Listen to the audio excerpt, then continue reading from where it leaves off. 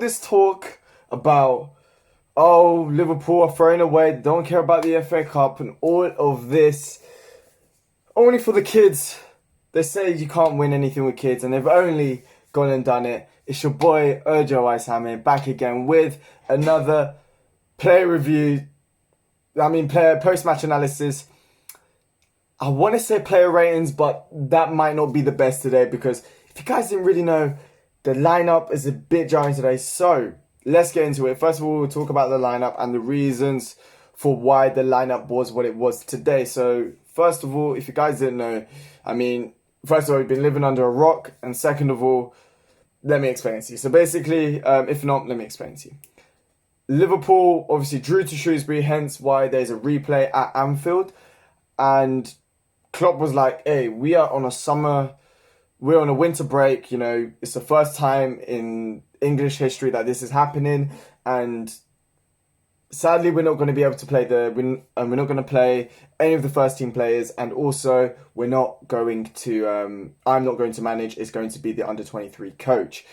Now, that did cause a lot of controversy. People saying that Klopp's not undermining the cup competitions and all of this and all of that, which to a certain degree I do understand because Klopp could easily have at least been at the stadium today. But I also see the point for not actually playing any of the first team players because, a lot of things could happen. Like players could seem them as, not as good and all of this. And I can understand why Klopp didn't put any of the first teams that haven't had that much gaming time in today, because at the end of the day, after this, on the 15th when we play Norwich, is going to potentially be the first time that we will have no injuries this season. But moving on, so yeah, the youngsters were going to play today, and I'm pretty sure the Everton game was the youngest ever lineup that Liverpool have ever put out, maybe in a Merseyside derby or in its history. But this time round, no, actually, it was the Aston Villa one. But this time round, this is the youngest ever side. Liverpool decides to put out the youngest ever side with only one 22-year-old in Pedro Chirivella, who's probably our most experienced player there. So, getting into the lineup, to be honest, I was happy that Adam Lewis, Nico Williams was playing, Pedro Chirivella, Curtis Jones, Harvey Elliott.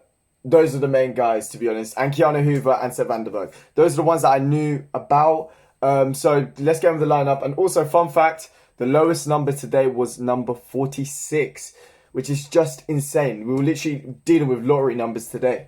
But in goal, Kelleher, which I was a bit worried about, not going to lie. I would have liked Grabara to maybe have started instead, but I don't know. I don't really follow the youth team as much to actually understand. But whenever I've seen Kelleher play, he's good on the ball, but sometimes he's a bit iffy. But then we had Nico Williams, who I was very excited about starting. Keanu Hoover, again, another player that I was very excited about. Seth Van der Berg, who I do believe is a player who needed to prove himself today, because I feel like the two performances that he's put in previously have been quite poor. So I feel like today was a good. And then Adam Lewis, having his first start, his first Liverpool start. He's obviously had a few injuries here and there, so it was very nice to actually see him get a start. And then this is where there was a few players that I didn't really know, such as Clarkson, who I'll get into him in a bit, Pedro Chirivella and Kane. I know we saw loaned out Harry Kane, but apparently we've got another one. And then Harvey Elliott, Liam Miller and Curtis Jones. We were playing a 4-3-3 today. And you know what? Getting into the game, first of all, it was an absolute pain for all the Liverpool fans that actually did manage to watch the game. You guys know the struggle to trying to find a stream. The first 5 minutes, I couldn't manage to get it. All the streams that I was getting up were stopping, starting, and I managed to find one. Shout out to Furno, by the way. He's on Twitter. He helped me out there trying to get a stream, and we managed to get one. It was smooth. We had the radio on in English. It was all fine and dandy. And watching the game, the first half, I felt there was a lot of possession, kind of similar to the Aston Villa game, but with less chances, because in the Aston Villa game, when the youngsters played, there was a lot of chances created, but not a good enough end product. But it was kind of like the Everton game to a certain degree as well. There was a bit of elements of both of them in this game. There was a lot of possession, a lot of controlling of the ball. I haven't looked at the possession stats, but there seemed to be a lot. But on control of the ball, however, there wasn't really that many chances created. There was balls getting crossed into the box, but not enough bodies in there to actually create havoc. Corners, we had loads of them. Again, not enough to actually create enough havoc in that box because, let's be honest here, they are a physical side, your typical English side. They were very physical, and bear in mind, these guys are all young. They did not give them a moment's rest. They were fouling them left, right, and centre. But my guys still were able to source it up. I mean, Curtis Jones, boy, he was so confident today. There was a few moments, I'll probably get into the second half, because in the first half, that wasn't really that moments, but that scoop turn was absolutely disgusting from Curtis Jones. It was a nutmeg scoop turn. You just love to see it. He oozes confidence. And then he even did a Roberto cross later on, which almost led to a chance. But then later on, there was a nice interplay towards the end of the first half with Nico Williams. Nico Williams just drives through the right hand side and then just takes a shot, and sadly it does manage to go wide. But apart from that, there wasn't really that many chances. As I said, Nico Williams did have the fair share of good chances. There was a few chances, a few pot shots that went wide. There was a few free kicks that we had. But actually, getting into, speaking of free kicks, personally, I was a bit confused in the first half when I believe Nico Williams, he does get fouled from the guy, I think, Williams, I think his name is. Let me just to be sure. Yeah, Williams, their centre-back, for me, does a very dangerous foul on him. Does literally a studded, it was a brilliant ball over the top. Just try and start a counter-attack. And then the ball just he literally doesn't go for the ball. He doesn't get the ball whatsoever. Studs up. And at that moment, I wasn't sure if VAR was in this game, because I thought VAR would have gone and checked that, because I personally thought it was a red card. You guys may disagree with me, but that is completely fine. But as I said, there wasn't really that many chances. But again, the passing, the possession was all good. We were getting loads of corners, getting loads of chances. But it also had the feeling that, even though I'm pretty sure at that stage, they didn't even have a shot, Shrewsbury. They did not have one shot whatsoever.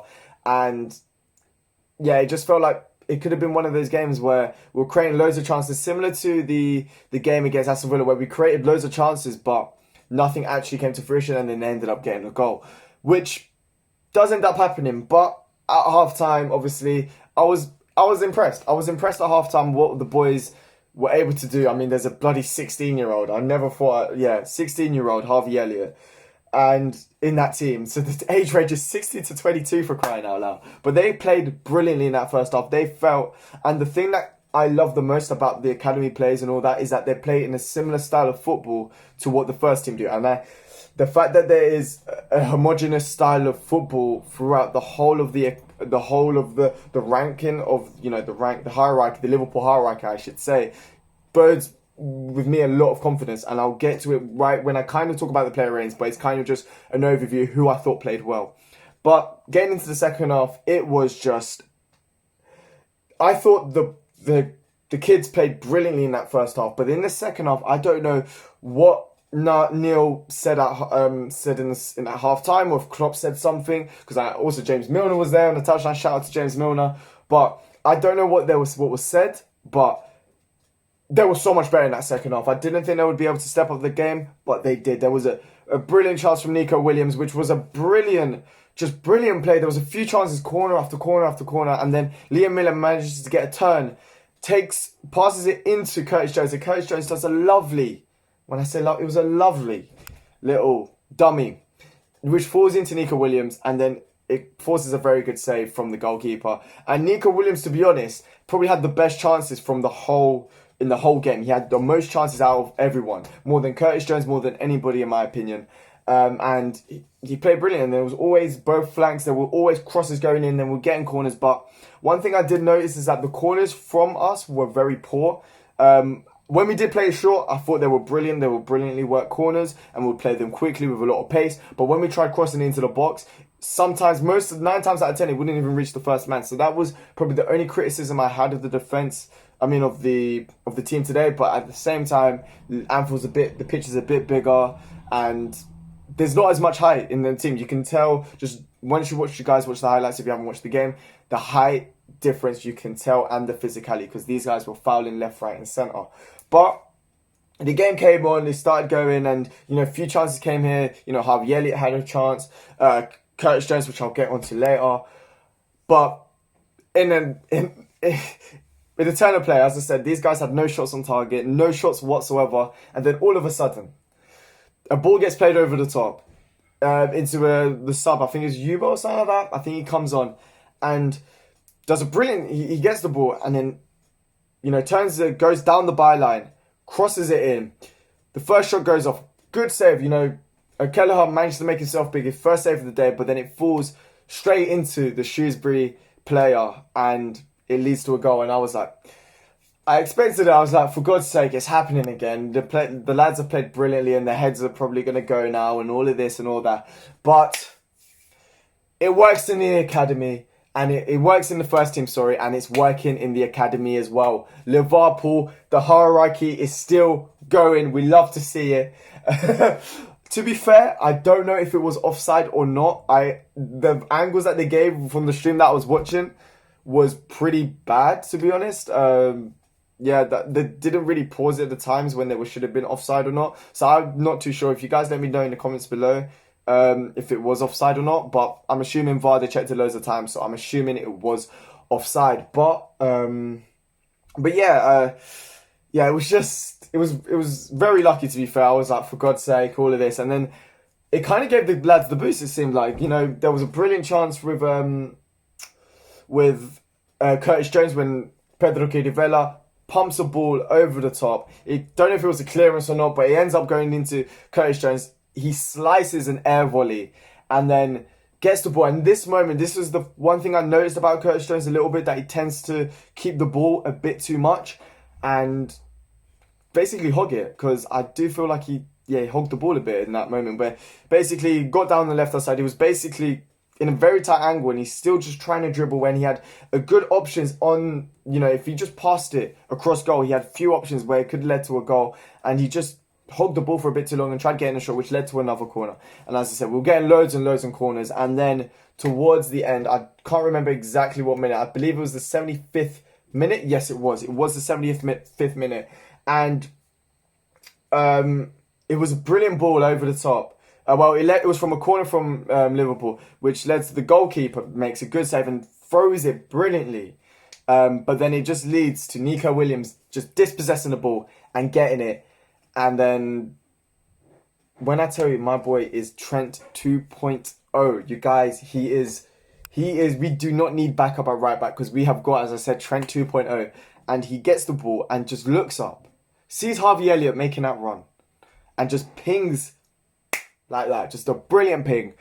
And then it forces Williams, the Shrewsbury defender, into his, forces his hand, and he tries to clear it out, mistimes his header, and it ends up looping over the goalkeeper and makes it 1-0 for Liverpool. And it's insane. I mean, it was a brilliant performance from Nico Williams.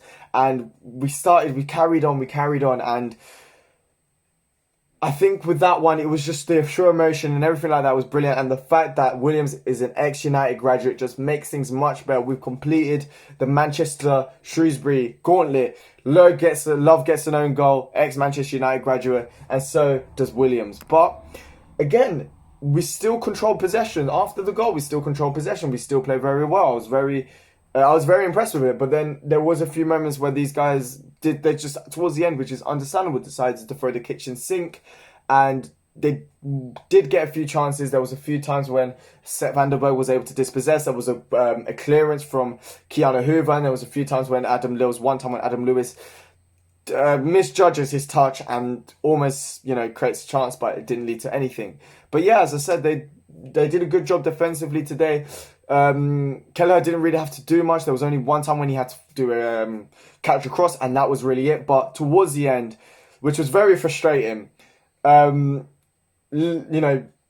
guys, I said, throwing the kitchen sink. The defensive line is in 30 yards into the Liverpool half, and a cross gets played in, and it goes out. Harvey Elliott does brilliantly to dispossess their defender, and everybody's onside. They're in their own half. There's yards and yards of space, and Harvey Elliott, he could run if he wants to. He can do whatever, and he sadly misplaces the pass, and that would have sealed off the game 100%.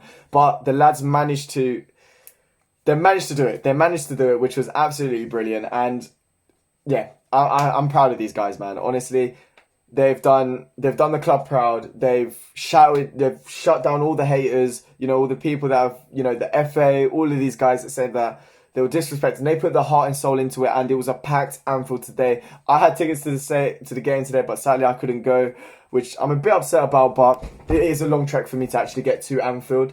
But yeah, and it was just, it's insane. It's insane what the lads did today. And Chelsea's next, and a few of them. I'm going to get into the player ratings now. Kelleher, for me, I'm going to say, you know what, an 8 out of 10. Didn't have much to do, but what he did well. His distribution was fine. Didn't really make too many mistakes. There was a few times when he did come out of the box a bit too recklessly, in my opinion. But overall, it was a good performance. Nico Williams, for me, was a 10 out of 10 performance. He was personally my man of the match. He created a load of chances, got an assist for the goal, was good defensively, was good offensively. For me, it was a perfect right-back performance, especially in this modern day. So yeah, I'm going to give him a 10 out of 10 performance. Keanu Hoover, I'm going to give him also, I'm going to give him a 9 out of 10. I thought he played very well today. Made some good clearances, showed his pace when he had to. So yeah, and same with Sepp van der Berg, who was a player that I was a bit critical of in other games. I thought he didn't play as well. But this time, he played brilliantly. I thought his passing was good. His aerial presence was good. Everything about it was good. So again, another 9 out of 10 performance. Adam Lewis, I'm going to say, I thought he played well again. Was always a threat going forward. Had a shot that went really wide. But apart from that, he played very well defensively. In attack, was always putting in crosses in. There was only the one time when he had a slight mislapse of judgment. So yeah, 8 out of 10. Then Clarkson was, for me, one of the most impressive players today for Liverpool. I thought he was very impressive. He was a white N'Golo Conte today. I'm not even going to lie to you. He was pressing, harrying, he was doing everything. It was amazing. He showing bags of energy. And I don't know if you guys have seen, but Pep Yinders a little while back was doing a press conference, pre-match press conference, and he said, intensity is our identity, and it showed today, especially Clarkson. He showed the pressing and the intensity. He was brilliant. So for me, he's getting also a 9 out of 10. He was impressive. I had to applaud him when he came off. He was absolutely brilliant today. Same with Pedro Chirivella. He has been, every single time he's come on and played for Liverpool, he's always put in a good shift, and he's done well. He's done well every single time he's come on and played. So yeah, again, I'm going to say another 9 out of 10 performance. Kane, probably, to be honest, he's probably the midfielder I didn't actually notice today. I wasn't really looking out for him, but at the same time, I didn't really notice him. So I'm going to give him a 7 out of 10. I'm sorry, I just didn't notice you in the game. So yeah, but still, we were part of a very good performance. Harvey Elliott, for me, maybe because Harvey Elliott's first performances was so good. But I thought it was still a very, very good performance. I thought his link-up play with Curtis Jones was very, very good and very exciting.